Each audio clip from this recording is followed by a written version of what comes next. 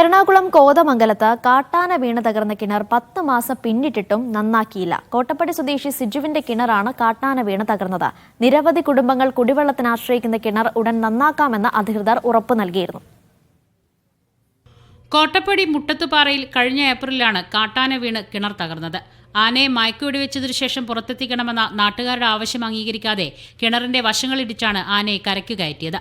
തകർന്ന കിണർ ഉടൻ നന്നാക്കുമെന്ന് വനം വകുപ്പ് അധികൃതർ ഉറപ്പ് നൽകിയിട്ട് ഇപ്പോൾ മാസം 10 പിന്നിട്ടു.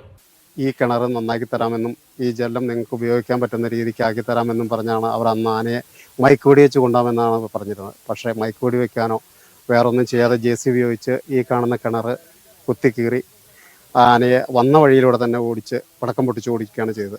ജനവാസ മേഖലയായ ഇവിടെ കാട്ടാനശല്യം രൂക്ഷമാണ്. ആന കിണറ്റിൽ വീണതിന് പിന്നാലെ വലിയ പ്രതിഷേധം ഉയർന്നിരുന്നു. അന്നേ ദിവസം നിരോധനാജ്ഞയും പ്രഖ്യാപിച്ചിരുന്നു. പ്രതിഷേധിച്ചവർക്കെതിരെ കോടതിയിൽ ഹാജരാകണമെന്നാവശ്യപ്പെട്ട് നോട്ടീസ് വന്നു.